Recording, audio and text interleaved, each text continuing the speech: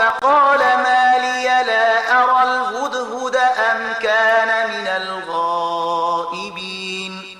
یو کرتبل سلیمان د مرغانو پلټنه وکړه، وی ویل څه خبره ده چې زه فلانی هدهد نه وینم، آیا هغه چیرته غایب شوی دی؟ لأعذبنه عذابا شديدا أو لأذبحنه أو ليأتيني بسلطان مبين. زه به هغه ته سخته سزا ورکړم یا به یې ذبحه کړم، که نه نو هغه به ارومرو ماته روښانه معقول دلیل وړاندې کوي. فمكث غير بعيد فقال أحطت بما لم تحط به وجئتك من سبأ بنبأ يقين. لا څه زیات وخت نو تیر شوی چې هغه هدهد راغی، وی ویل ما هغه معلومات ترلاسه کړي دي چې ستا په علم کې نشته. زه د سبا په باب له باوري خبر سره درته راغلی. إني وجدت امرأة تملكهم وأوتيت من كل شيء ولها عرش عظيم. ما هلته یو ښځه ولیدله چې د هغه قوم حکمرانه ده، هغې ته هر راز وسایل ورکړل شوي دي او د هغې ډېر لوی تخت دی.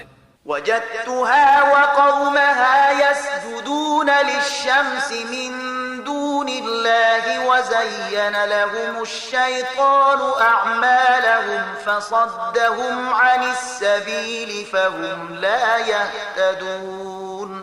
ألا يسجدوا لله الذي يخرج الخبأ في السماوات والأرض ويعلم ما تخفون وما تعلنون. ما لیدل چې هغه د هغې قوم د الله په ځای د لمر په وړاندې سجده کوي. شیطان د هغو عملونو د هغو لپاره ښایسته کړل او هغوی له لارې واړول. له دې امله هغوی دغه سمه لاره نه مومي چې هغه خدای ته سجده وکړي چې د آسمانونو او ځمکې پټ شیان برسیره کوي، او هغه په ټولو هغو شیانو پوهیږي چې تاسې پټوي او ښکاره کوي. د انعام المبارکه سوره چې د قرآن عظیم الشان 20مه سوره ده، په مکې معظمې کې رانازله شوې ده. 93 مبارک آیاتونه لري. تلاوت او پښتو ترجمه یې له 26 آیت څخه اوري. د دې آیت په اورېدو سره یوه د تلاوت سجده واجبه کیږي. الله لا إله إلا